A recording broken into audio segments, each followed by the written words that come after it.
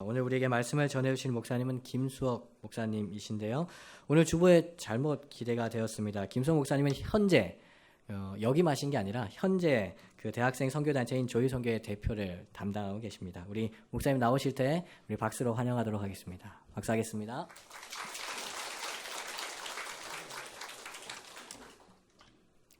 네, 역임하기에는 아직 좀 나이가 너무 좀 젊지 않은가 생각합니다. 저는 소개해 주신 대로 대학생 선교단체인 조희선교회에서 지금 사역하고 있고요. 올해로 이제 21년째가 되고 있습니다. 담임 목사님이신 연부선 목사님하고는 이제 비슷한 시대에 같이 학창 시절을 보냈고요. 그다음에 또 간사로 또 같이 사역도 했던 그런 경험이 있습니다. 오늘 연부선 목사님 또 섬기시는 부산 사랑의 교회 와서 말씀 섬길 수 있는 기회 주셔서 감사드리고요. 조희 선교회를 아마 이제 좀 아시는 분도 계시겠습니다만 간단하게 설명드리면 이제 대학생들 대상으로 선교하는 그런 이제 단체입니다. 물론 출판 사역도 있고 일반 교회 사역도 있습니다만 부산에서도 꽤 오랫동안 사역을 했었는데 최근 한 10년 전부터는 사역자가 좀 어려움이 있고 또 사역이 잘 안 돼서 부산에서는 사역을 못 하고 있습니다. 참 이제 아쉬움이 있는데 다시 또 하나님께서 은혜 주셔서 그런 기회가 있으면 좋겠다 그런 생각 해보게 됩니다. 저는 이름이 이제 김수옥입니다. 그래서 이름 들으시면 아유 돈이 많겠구나. 네, 정말로 저희 부모님이 저 낳으실 때 돈 많이 벌라고 이름을 수옥이라고 이렇게 져주셨다고 그러시더라고요. 제가 삼형제 중에 이제 둘째 차남인데 저희 어머님이 저 낳을 때 그렇게 그때 가장 이제 경제적으로 어려우셨다고 그러시더라고요. 그래서 병원에 이렇게 저 낳으려고 갈 때 너무 위험하니까 병원에서 안 받아줘가지고 병원을 몇 개를 이렇게 다니다가 간신히 저를 낳았다고. 그래서 아마 이제 이 가난에 좀 한이 맺히셨는지 너라도 좀 잘 살아라 이렇게 하고 이름을 지어주셨답니다. 그래서 이름이 김수옥이 됐고요. 덕분에 저 낳고 나서는 저희 집안 형편이 조금씩 좋아지셨다고 이렇게 돼 있습니다. 저는 오늘 이제 빌립보서 1장 12절부터 18절 말씀을 가지고 기쁨을 잃지 않으려면 이라는 제목으로 이제 말씀을 나누려고 하는데 제가 최근에 빌립보서를 이렇게 묵상하다가 저희 조이라는 것도 기쁨이기도 하고 또 빌립보서의 큰 주제 중에 하나도 기쁨인데 많은 부분에서 우리 성도들이 또 이렇게 기쁨을 잃어버린 채 신앙생활을 하고 있는 것이 아닌가 이런 생각들을 좀 하게 됐습니다. 그래서 이 주제를 가지고 기회 있는 대로 우리 성도님들하고 말씀을 나누면 좋겠다. 어떻게 하면 우리가 주님을 따르면서도 기쁨을 잃지 않고 그 일을 계속해서 할 수 있을까 하는 그 비결을 오늘 이 본문 안에서 한 2가지 정도 우리 성도님들하고 같이 좀 나누고자 합니다. 저희가 12절부터 18절까지를 읽었습니다만 이 내용을 사실 하나로 이렇게 딱 묶어줄 수 있는 구절이 있는데 바로 12절에 있는 이 구절입니다. 이 구절 안에 사실 이 내용의 스토리가 다 들어 있습니다. 12절을 한번 같이 한 목소리로 읽어보도록 하겠습니다. 시작. 형제들아 내가 당한 일이 도리어 복음 전파의 진전이 된 줄을 너희가 알기를 원하노라. 여기 보면 3가지 내용이 나와 있습니다. 하나는 내가 당한 일, 그러니까 바울이 당한 일이 있고 그 당한 일로 인하여서 바울은 내가 이런 일을 당했기 때문에 복음에 오히려 위축될 줄 알고 복음에 어려움이 될 줄로 알았는데 상황은 전혀 다른 방식으로 전개가 된 겁니다. 그래서 도리어 복음 전파의 진전이 되었다 이렇게 한 거죠. 그러니까 당한 일이 뭔지는 아직 모릅니다만 바울이 지금 당하고 있는 이 일이 바울이 예측할 때 이건 굉장히 복음의 장애가 되고 또 교회가 위축되고 사역이 어려움으로 빠질 거라고 생각했는데 나중에 들려오는 소식을 보니까 그게 아닌 거예요. 오히려 자기가 당한 일은 굉장히 가시적으로는 안 좋은 일이고 부정적인 일이고 절망하고 좌절할 수밖에 없는 일인 것처럼 보였지만 오히려 그게 하나님의 복음, 그리스도의 복음을 전파하는 일에는 더 유리한 조건이 되었다라는 사실을 알게 된 겁니다. 그리고 그 사실을 혼자만 알고 있어서는 안 되겠다. 그래서 너희가 알기를 원하노라. 이 빌립보 교회도 지금 내가 이 경험하고 있는 이런 놀라운 일들을 나만 알고 있을 게 아니라 우리 빌립보 교회도 알리기를 원한다. 이렇게 표현하고 있는 것이죠. 자, 보시면 13절을 또 한번 같이 읽어보도록 하겠습니다. 13절 시작. 이러므로 나의 매임이 그리스도 안에서 모든 시위대 안과 그 밖에 모든 사람에게 나타났으니. 자, 여기 보면 이 본인이 당한 일이 뭔지가 이제 정확하게 나옵니다. 나의 매임이라 이렇게 되어 있습니다. 그러니까 바울이 지금 감옥에 갇힌 겁니다. 특별히 로마 감옥에 이제 갇히게 된 사건을 말하고 있습니다. 그러니까 바울이 감옥에 갇혔다는 것이 모든 사람들에게 다 알려지게 됐어요. 심지어는 나를 위해서 기도해주고 또 후원해주던 이 빌립보 교회조차도 알게 됐어요. 여러분 생각해 보세요. 만약에 이 부산 사랑의 교회에서 어느 선교사님을 파송해서 선교지로 보냈는데, 뭐 예를 들어서 뭐 중국 같은 곳으로 이렇게 보냈는데, 중국에서 열심히 사역하시던 선교사님이 우리가 열심히 기도하고 후원하고 있었는데 갑자기 예배드리는 도중에 뭐 세례식을 한다든지 하는 도중에 공안이 들이닥쳐서 잡히게 됐다. 그래서 더 이상 이 교회가 유지될 수 없는 상황이 됐다는 소식을 듣게 될 때, 여러분 그 선교사님을 파송하고 그 사역을 위해서 함께 기도하고 후원했던 우리 교회 입장에서 얼마나 큰 낙심이 되겠습니까? 얼마나 큰 절망이 되겠어요. 어떻게 하면 좋나. 선교사님도 선교사님이지만 그 선교사님이 수년 동안 해왔던 그 일이 어떻게 될 것인가. 그 믿음 연약한 그 중국의 성도들은 어떻게 될 것인가 하는 염려와 걱정을 우리 교회가 같이 하게 된다는 것이죠. 그처럼 그 모든 것이 다 알려지게 됐다는 것입니다. 그런데 바울이 다 알려졌는데 본인은 그 현장에서, 감옥에 있는 현장에서 그게 전부가 아니라는 걸 알았어요. 내가 감옥에 갇혀 있어서 복음이 잘 전해지지 않고 좀 어렵게 되고 좀 이렇게 위축될 줄 알았는데 도리어 그것이 복음의 전파가 됐다는 사실을 본인이 그걸 느끼고 나니까, 깨닫고 나서 이거를 나만 알고 있으면 안 되겠다. 우리 빌립보 교회에도 또 다른 이 성경을 읽고 있는 사람들에게 알려야 되겠다. 그래서 그 사람들로 하여금 낙심하지 않고 절망하지 않고 다시 한번 하나님의 놀라운 기적을 기대하고 소망하는 중에 이 사건, 이 사역을 볼 수 있도록 해야 되겠다 하는 그 기대와 소망을 가지고 지금 바울이 빌립보서를 쓰고 있다는 것이죠. 저는 오늘 이 말씀을 준비하면서 그런 사실은 좀 기대를 가지고 왔습니다.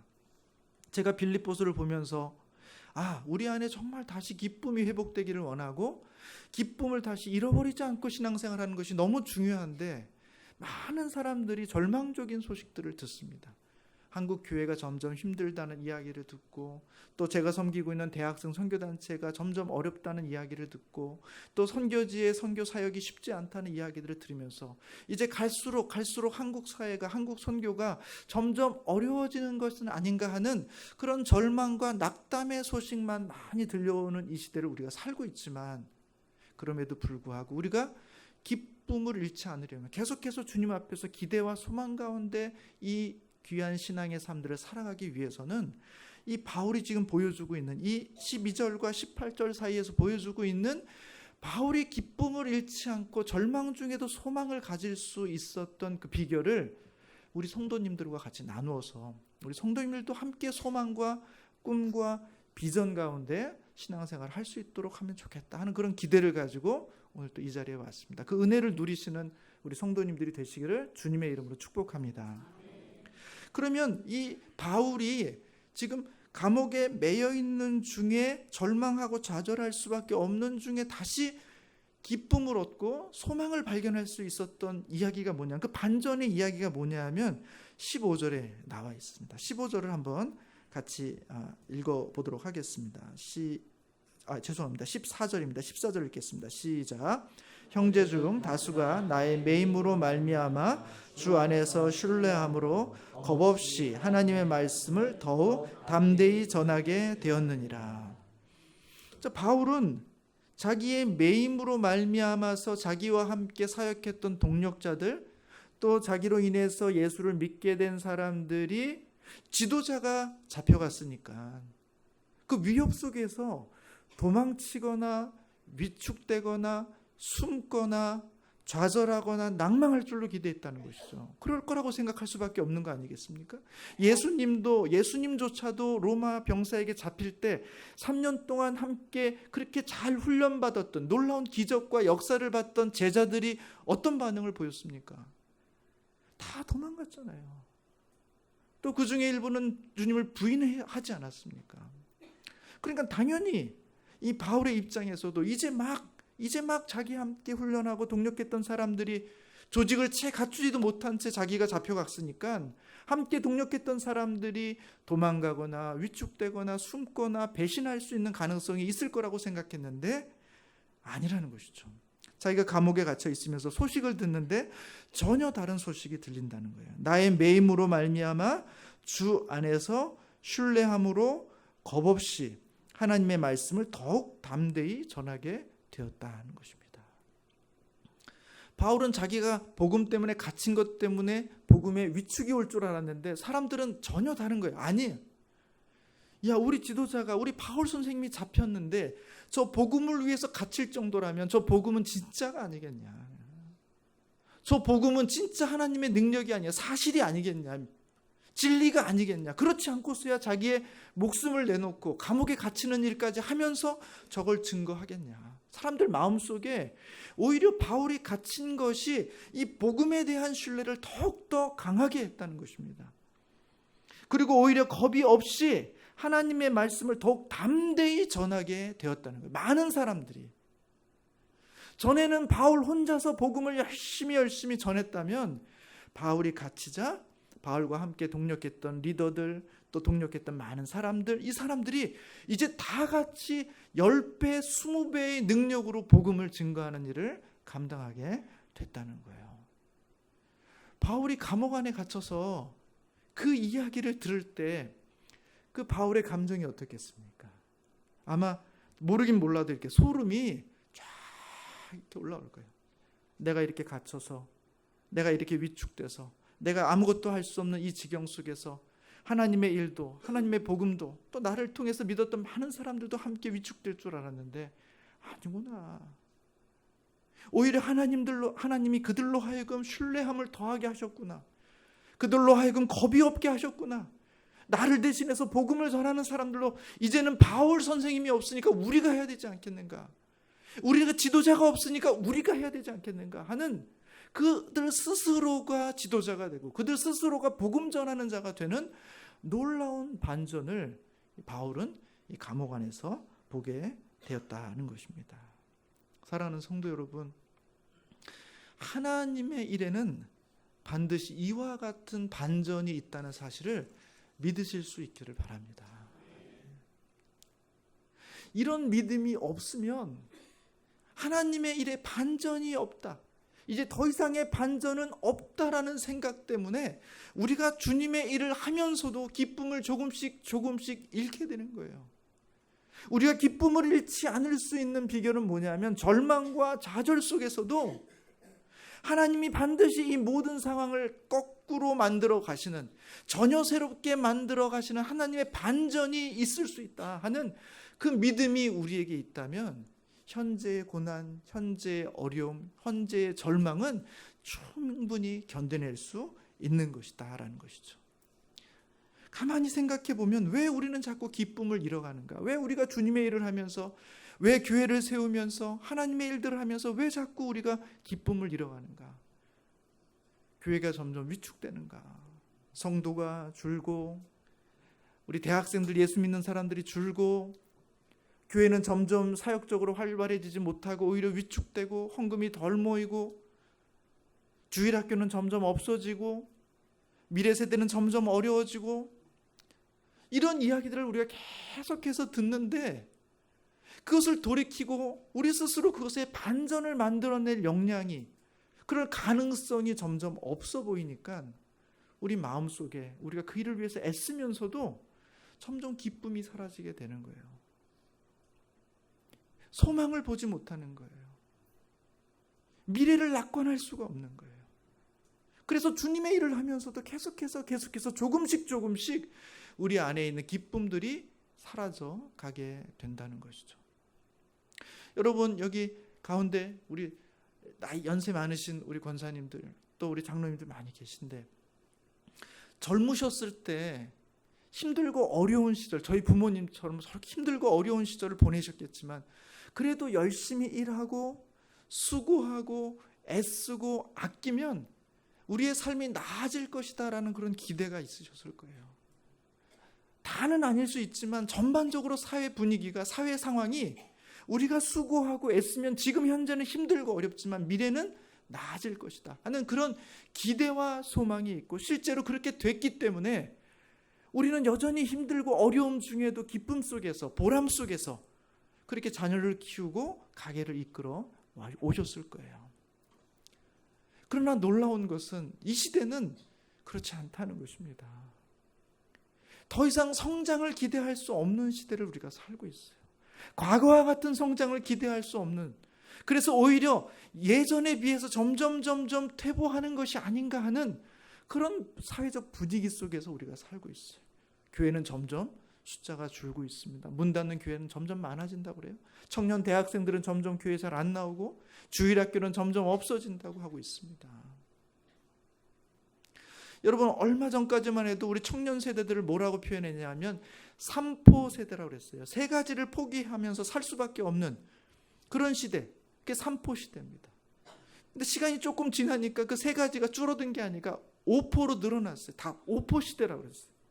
근데 좀 얼마 지나고 나니까 7포 세대라고 얘기합니다. 자꾸 시간이 지날수록 포기할 것이 더 많아지는 시대를 살고 있는 거예요. 그래서 이제는 끝도 없어요. 뭘 더 포기해야 될지 모르는. 그래서 M포 세대라고 그러는 거예요. 우리의 자녀들, 우리의 청년들을 보면 미래를 낙관할 수가 없어요. 수고하고 애쓰면 좀 더 좋은 세상에서 살 수 있을 거라는 것을 기대하기 힘든 시대를 살고 있습니다. 그러다 보니까 우리 청년들은 참 기쁨을 갖기가 힘들게 되는 거예요. 점점 미래를 낙관하지 못하고 좌절과 절망과 그냥 오늘 하루를 근근히 살아가는 정도의 삶들을 살아가게 되더라는 것입니다. 사랑하는 성도 여러분, 우리가 세상의 흐름을 바꾸기는 어려울 거예요. 그럼에도 불구하고 우리가 놓치지 말아야 될 게 있습니다. 그것은 세상은 그렇게 흘러갈지라도 하나님은 살아계시고 하나님은 여전히 기적을 베푸시고 하나님은 반전의 역사를 우리 인생 가운데 이루시는 반전의 하나님이라는 사실을 우리는 간과해서는 안 된다는 것입니다. 사랑하는 성도 여러분, 반전의 역사를 이루시는 그 하나님을 믿으시는 우리 성도님들이 되시기를 주님의 이름으로 축복합니다. 여러분, 우리 하나님은 기적의 하나님이세요. 우리 하나님은 죽은 자를 살려내시는 하나님이시잖아요. 죽었다는 것은 절망이고 좌절이고 그 다음은 예측할 수 없는 것이에요. 그건 끊임없는 절망이에요. 우리 모든 인류가, 온 인류가 역사 속에서 그 이유를 예측할 수가 없는 거예요. 그럼에도 불구하고 우리 주님 안에서는 그 죽음이 부활로 나타냈다는 사실을 우리는 믿는 사람들 아닙니까? 그것을 경험한 사람들 아닙니까? 더 나아가서 우리는 주님과 함께 다시 죽음 이후에 부활을 기대하고 소망하며 사는 성도 아닙니까? 우리는 태생적으로 반전을 꿈꾸지 않고는 살 수 없는 성도들입니다. 이 반전의 역사를 믿으시는 우리 성도님들이 되시기를 다시 한번 주님의 이름으로 축원합니다. 저는 1996년도부터 제가 섬기고 있는 대학생 선교단체에서 사역을 했습니다. 이제 올해가 한 20년쯤 이렇게 되는데요. 한 13년, 14년쯤 됐을 때, 한 2010년입니다. 그해 그 다음에 2011년도가 제가 14년 정도 보내고 나서 처음으로 저희 단체에서 이제 안식년의 시간을 얻을 수 있는 기회였어요. 그러니까 10몇 년 만에 처음 안식년을 가지니까 이 시간을 어떻게 보내야 될까 하는 그런 기대가 있습니다. 오랫동안 기도하면서 어떻게 보낼까. 그렇게 하다가 제 마음속에 사역을 쉬고 싶다가 아니라 뭔가 좀 해보고 싶은 사역을 하고 싶다 하는 그런 하나님께서 그런 마음을 주셨어요. 그래서 제가 1년의 시간이지만 그 전까지 또 그 이후로도 한 번도 제가 교회에서 전임으로 사역해 본 적이 없어요. 늘 파트로 사역하든지 아니면 협동으로 사역하든지 그랬지 전임으로 전적으로 사역해 본 적이 없었어요. 그래서 제가 1년의 시간 동안 저희 교회 목사님께서 말씀드려서 허락하시면 1년 동안 전임으로 한번 사역해 보고 싶다 하는 그런 마음을 갖게 됐어요. 그리고 때마침 저희 교회 청년부가 딱 교육자가 필요한 상황이었어요. 그래서 제가 담임 목사님께 목사님 제가 1년의 안식년을 얻었는데 전임으로 일할 수 있는 기회가 있습니다. 물론 1년이지만 목사님께서 허락하시면 제가 청년부를 좀 섬겨보고 싶습니다. 이렇게 말씀을 드렸더니 목사님께서 흔쾌히 알았다. 한번 해보라고 이렇게 기회를 주셨어요. 저는 기대가 있었습니다. 제가 10몇 년 동안 대학생들을 섬겨왔잖아요. 오랫동안 말씀으로 가르치고 어떻게 양육하고 대학생들의 특징이 어떤지를 몸으로 다 익혔기 때문에 제가 그 잘 숙련된 그 내용을 가지고 저희 청년부를 잘 섬겨서 교회를 어떻게 도울 수 있는지, 우리 교회 청년부를 어떻게 부흥시킬 수 있는지 제가 1년 동안 정말 잘 보여주고 싶었어요. 그런 기대와 소망을 가지고 제가 청년부 사역을 시작하게 됐습니다.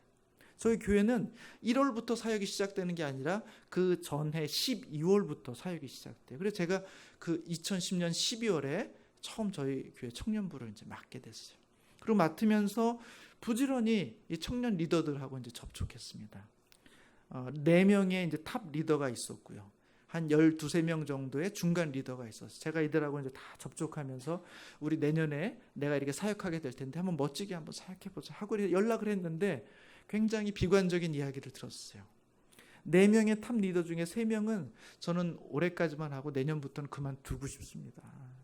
그 10명의 리더들이 있었는데 이 리더 중에 10명 이상이 저도 올해까지만 하고 이제 그만두려고 합니다.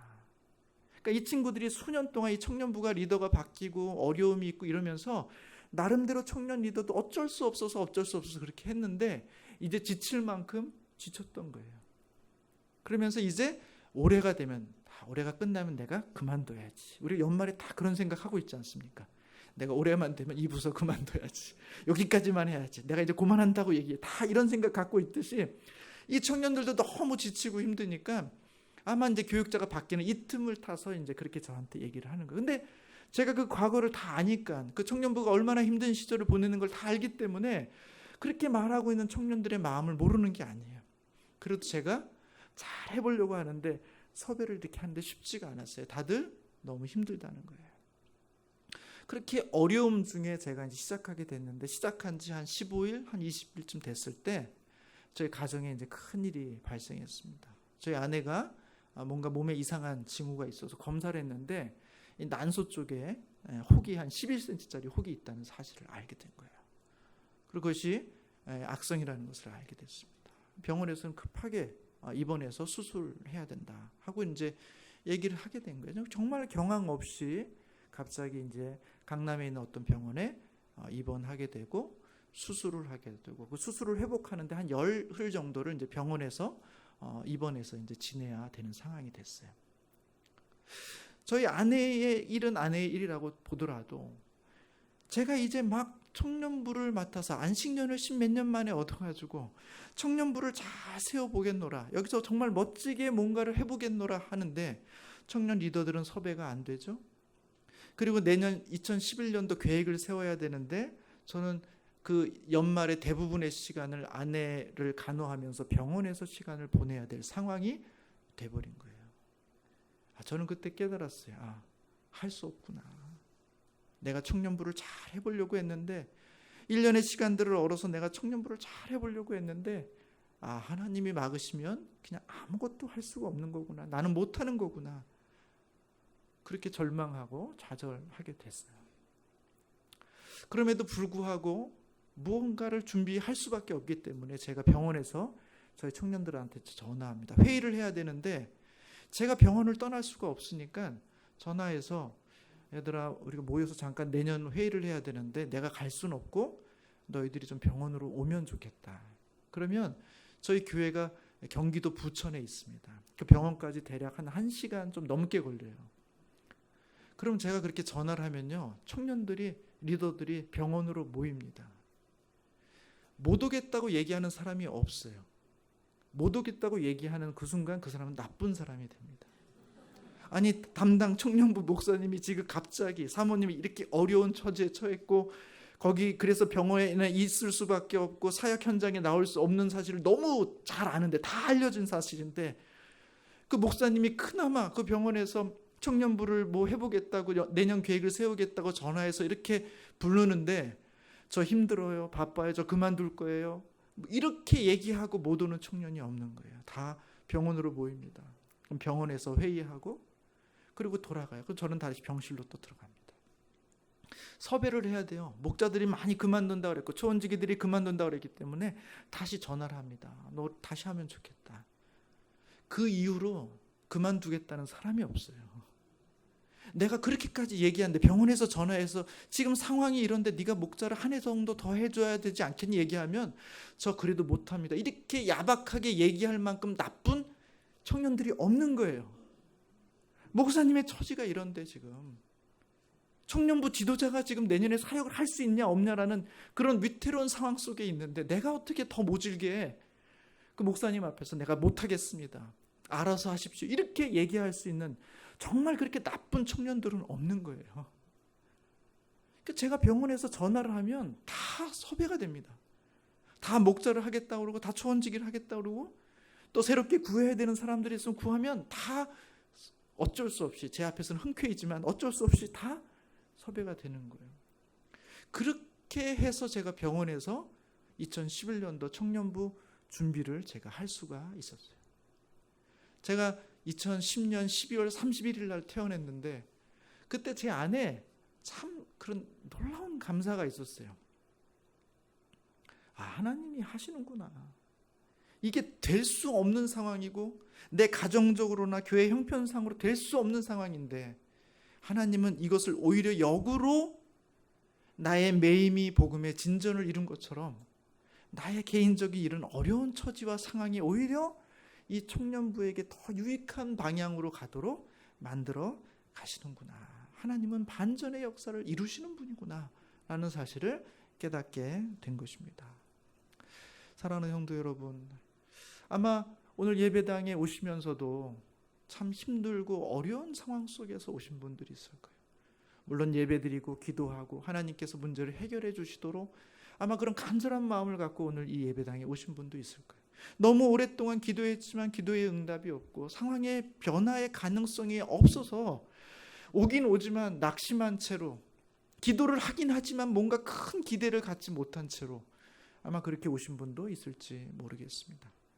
사랑하는 성도 여러분, 오늘 바울이 경험했던 이 반전의 하나님을 마음속에 확실히 믿고 돌아가시는 성도님들이 되시기를 주님의 이름으로 축복합니다. 하나님은 기적을 베푸세요. 절망의 시대에도 반전의 역사를 이루십니다. 그 하나님을 경험하시기를 주님의 이름으로 축복합니다. 두 번째는 이 바울이 내면적으로 경험하게 되는 반전의 역사입니다. 여러분, 바울이 이렇게 좋은 일만 있었던 게 아니에요. 15절에 보시면 사실 감옥 안에서 굉장히 기분 나쁜 일이 있었어요. 15절을 한번 같이 읽어보도록 하겠습니다. 시작. 어떤 이들은 투기와 분쟁으로, 어떤 이들은 착한 뜻으로 그리스도를 전파하나니. 자, 보면 그리스도를 전파하는 두 그룹이 있어요. 하나는 어떤 이들은 착한 뜻으로 그리스도를 전파해. 아마 그 14절에 나왔던 형제 중 다수가 그렇게 복음을 전했다 할 때 그들이 아마 어떤 뜻, 좋은 의도로 착한 뜻으로 그리스도를 전파한 사람들이에요. 근데 또 하나의 무리가 있었어요. 여전히 그리스도를 전파하는 것을 볼 때 예수를 믿는 사람이고 복음을 전하는 사역자는 맞는데 이들의 동기가 순수하지가 않아요. 투기와 분쟁으로. 참 이상하죠? 그리스도를 전하는데 왜 투기와 분쟁이 있습니까? 왜 그런 의도로 그리스도를 전하죠? 17절에는 이들에 대해서 조금 더 구체적인 설명이 있습니다. 17절을 같이 한번 읽어보도록 하겠습니다. 시작. 그들은 나의 매임에 괴로움을 더하게 할 줄로 생각하여 순수하지 못하게 다툼으로 그리스도를 전파하느니라. 자, 그들은 나의 매임에 괴로움을 더하게 할 줄로 생각해요. 그러니까 바울이 갇힌 것 때문에 오히려 더 고통스럽게 바울을 격려해주고, 바울 선생님 갇혔습니까? 걱정하지 마십시오. 우리가 여러분 당신 목까지 우리가 잘하겠습니다 이런 뜻이 아니라 바울이 갇혀있는 그것 자체를 더 고통스럽게 하기 위해서 어떻게 보면 바울로 하여금 야고르지 너는 그런 처지에 있지만 너는 지금 갈 수 없는 처지고 너희는 확대할 수 없는 처지지만 나는 지금 열심히 네가 활동하지 못하는 동안 활동할 수 있어 하는 그런 비교와 어떤 면에서는 그를 치사한 방법으로 이 복음의 일을 하는 사람들이 있었다는 거예요. 그래서 순수하지 못하게 다툼으로 그리스도를 전파하는 사람들이 또한 있었다는 거예요. 근데 바울이 그 소식을 듣는 거예요. 여러분 얼마나 치사합니까? 이런 사람이 어떻게 있을 수 있는가 싶지만 우리가 고린도 전서를 보면 이런 무리에 대한 언급이 있어요. 교회 안에 바울파가 있고요, 아볼로파가 있고요, 그 다음에 게바파가 있습니다. 그러니까 교회 안에 이 바울을 중심으로 한 무리가 있고 아볼로를 중심으로 한 무리가 있고 또 게바를 중심으로 한 무리가 있었다는 거예요. 여러분 이런 무리가 있다는 것 자체가 나쁜 건 아니에요. 어떤 사람을 중심으로 해서 영향력을 받고 그 사람을 중심으로 해서 하나의 어떤 공동체 내지는 어떤 관계를 형성한 사람이 있을 수 있습니다. 그건 자연스러운 현상이에요. 근데 문제는 뭐냐 하면 이 바울을 중심으로 한 사람과 게바를 중심으로 한 사람과 아볼로를 중심으로 한 이 무리가 서로 비교하고 경쟁하고 시기하기 시작하면 그게 문제가 되는 거예요. 그러니까 바울에게도 지금 그런 무리가 있었던 것 같습니다. 복음을 전할 때 단연 압도적으로 가장 사역을 잘하는 것은 바울이겠죠. 바울은 복음에 깊은 이해가 있었고 성령의 은사가 있었고 삼층천을 받고 그다음에 배울 만큼 배운 사람이고 얼마나 열정적인 사람입니까? 그러니까 바울이 가는 곳마다 복음의 열매가 있고 많은 사람들이 따르고 또 하나의 무리가 있는데 이 무리는 바울의 그룹에 비하면 너무 초라한 무리예요. 열심히 하긴 하는데 늘 바울이 1등이고 바울의 빛에 가려서 별로 도드라져 보이지 않는 그룹들이 있는 거예요. B와 C 그룹이 있는. 근데 때마침 이게 뭐 좋은 기회라고 그럴 수도 없고 이때 바울이 감옥에 딱 갇히게 된 거예요. 안타깝지만 또 한편으로는 기쁜 거예요. 야, 이제 바울이 아무것도 할 수 없고 저 공동체가 와해될 수밖에 없는 저 위태로운 상황 속에서 이제 우리가 열심히 하면 우리의 세력을 키울 수 있지 않겠는가 하는 사실은 순수하지 못한 사실은 그렇게 격려할 만한 동기가 아닌 모습으로 복음을 증거하는 무리가 있었다는 것이죠. 여러분 바울의 입장에서 이들을 볼 때 얼마나 얄밉겠습니까? 얼마나 치사하게 느꼈겠어요. 아마 분노하게 됐을까? 어떻게 그럴 수 있는가? 같은 동력자로끼리 어떻게 그리스도의 일을 하는 사람끼리 이럴 수 있는가? 아마 이런 생각을 가졌을 거예요. 그런데 그런 생각 속에서 바울이 기쁨을 잃을 수도 있는데 바울은 그런 와중에 기쁨을 잃지 않게 되는 것이죠. 여러분 18절을 한번 또 같이 읽겠습니다. 18절 같이 읽습니다. 시작. 그러면 무엇이냐? 거칠애로 하나 참으로 하나 무슨 방도로 하든지 전파되는 것은 그리스도니 이로써 나는 기뻐하고 또한 기뻐하리라. 보세요. 바울은 나는 이로써 나는 기뻐하고 또한 기뻐하리라 하는 고백을 하는데 그 기쁨의 내용이 뭐냐면 거칠애로 하나 참으로 하나 좋은 뜻으로 하나 시기와 질투의 방법으로 순수하지 못한 뜻으로 하나 무슨 방도로 하든지 누가 전파됩니까? 그리스도가 전파되는 것이라면 나는 그로써 기뻐하고 또한 기뻐한다는 거예요. 지금 이 바울의 고백 속에는 자기 자신이 없어요. 자기 자신이 없어졌어요. 전에는 바울을 중심으로 복음이 증거됨으로써 내가 열심히 복음을 증거하고 내가 사역을 하고 내가 사람을 전도하고 내가 사람을 키움으로 하나님의 나라가 교회가 성장하는 나와 교회를 분리할 수 없는 내가 잘 되는 것이 교회가 잘 되는 것이고 하나님이 잘 되기 위해서는 하나님이 나를 잘 되게 하는 것이 마땅하다고 생각했는데 어느 순간 바울이 감옥에 갇혀있는 이 순간 이 하나님의 사역과 자기 자신을 일치했던 이 내용 속에서 자기 자신이 없어지기 시작한 거예요. 겉으로 하나, 거칠애로 하나, 참으로 하나, 무슨 방도로 하든지 내가 아니라, 내가 감옥에 갇혀있든 내가 전면에 나서든 내가 아무것도 아닌 존재가 되든 내가 어디에서 무엇을 하든 아니면 아무것도 안 하든 상관없이 그리스도가 전파되기만 한다면 나는 그것으로 인해서 기뻐하고 또한 기뻐하리라. 자기 자신이 완전히 사라진 모습을 보게 되는 것이죠. 여러분, 그래서 그 다음에 20절과 21절을 고백할 수 있는 거예요. 한번 한 목소리로 20절과 21절을 고백해 보도록 하겠습니다. 시작.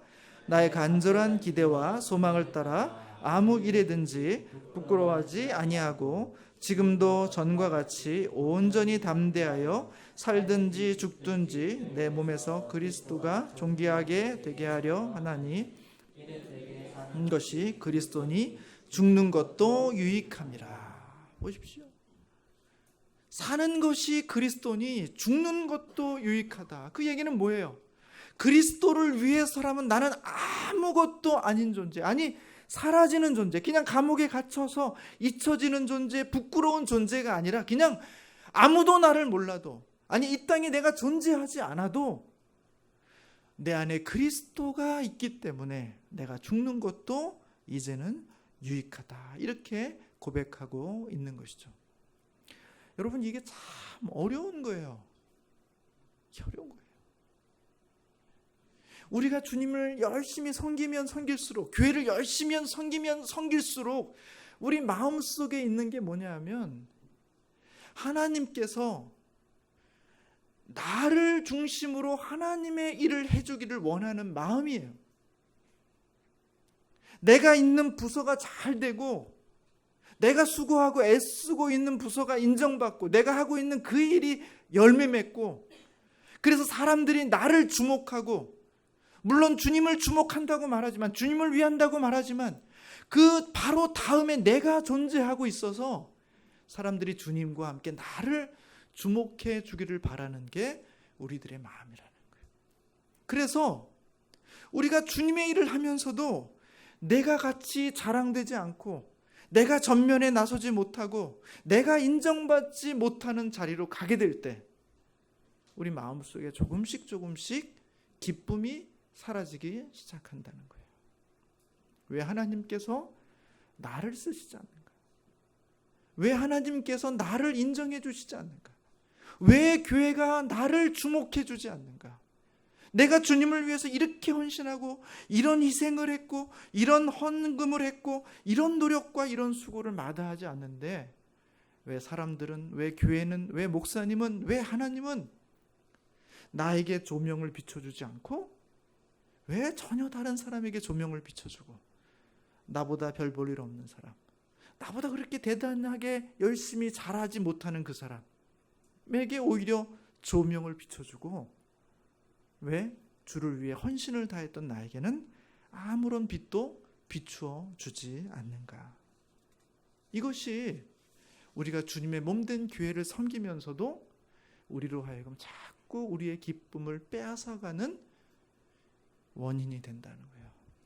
사랑하는 성도 여러분, 이런 비교의식, 이런 열등감, 그리고 우리가 주님의 일에 중심에 서야 한다는, 마치 내가 주인공인 것처럼 내가 주인공이 돼야만 되는 그런 의식을 극복하지 못하면 우리는 기쁨을 잃어버리게 되는 거예요.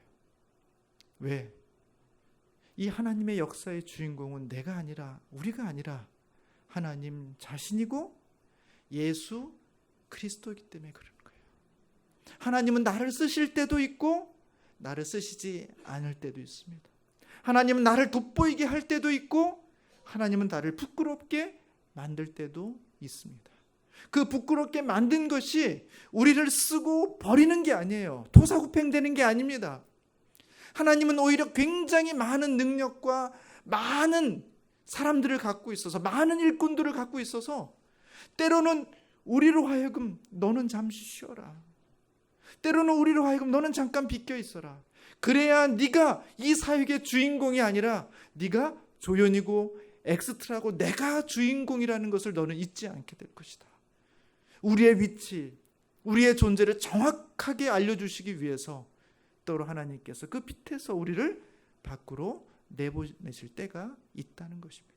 바울은 비로소 자기가 감옥에 갇혀있는 그 순간, 갇혀있는 그 중에도 복음이 증거되고 있는 이 상황 속에서 그렇지, 내가 주인공이 아니지, 내가 잘해서 하나님이 잘된 게 아니지, 하나님은 하나님의 일을 하시는 거지 하는 온전한 위치를 발견할 수 있었고, 그것으로 인해서 그는 기쁨을 잃지 않게 됐다라는 것입니다. 사랑하는 성도 여러분, 우리 부산 사랑의 교회를 섬기시는 많은 분들이 계실 줄 압니다. 그러나 내가 주인공이라는 의식을 버리시지 않으면 그때부터 우리의 기쁨은 사라지기 시작하는 거예요. 주님이 주인공이시다 하는 그 늘 믿음의 고백을 간직하시는 우리 성도님들이 되시기를 주님의 이름으로 축복합니다. 여러분, 제가 조이 선교회에서 사역하고 있는데 저희 조이에 아주 중요한 그 스피릿이 있습니다. 정신이 있습니다. 그 이야기만 잠깐 소개해드리고 오늘 설교를 마치려고 합니다. 조이는 영어에 있는 겁니다. J-O-Y. 기억하실 필요는 없습니다. 뭐 이렇게 암기하실 필요도 없고, J-O-Y, 이것이 이제 기쁨이라는 단어인데, 그냥 단순한 기쁨을 의미하는 게 아니라 이 J-O-Y는 앞에 글자를 따서 만든 글자예요. J는 어떤 거에 이제 앞 글자냐 하면 예수님을 첫째로, Jesus first입니다. 예수님을 첫째로. 그 다음에 이제 O는 이웃을 둘째로, 그러니까 others second입니다. 그러니까 이웃을 두 번째로. 그 다음에 이제 Y는 뭐냐 하면 뭐 you나 yourself, 너 자신을 last, 마지막에, 내지는 세 번째. 그게 성경이 우리에게 가르쳐주고 있는 삶이라는 거예요. 그리고 그것이 바로 조이의 스피릿이다, 이렇게 가르치고 있습니다. 예수님을 첫째로, 이웃을 둘째로, 그리고 나 자신은 마지막에. 저는 여기 모든 성도님들이 다 대학생 선교단체 조이 멤버십을 가질 필요는 없습니다만, 이 조이의 스피릿은 우리 모든 그리스도인들이 가져야 될 스피릿이라고 생각해요. 예수님을 첫째로, 이웃을 둘째로, 나 자신을 마지막. 그게 오늘 본문이 말하고 있는 기쁨의 비결이에요. 내가 주인공이 아니다. 하나님이 드러나야 된다. 예수님이 드러나야 된다.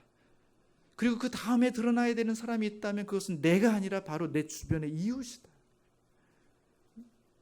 그리고 나는 사실 주님을 위해서 아무것도 아닌 존재여도 괜찮다. 이것이 바로 조이 스피릿입니다. 그렇게 해서 만든 스피릿의 맨 앞 글자 J-O-Y, 이게 바로 기쁨이라는 거예요. 그러니까 이런 조이 스피릿대로 사는 것이 가장 기쁜 삶이다. 그것이 우리 성도들이 살아가야 될 가장 기쁜 삶이다 라고 말하고 있는 것이 바로 조이의 스피릿입니다. 사랑하는 성도 여러분, 이런 가치관, 이런 스피릿으로 기쁨을 늘 간직하시고 잃지 않으시는 성도님들이 되시기를 주님의 이름으로 축복합니다.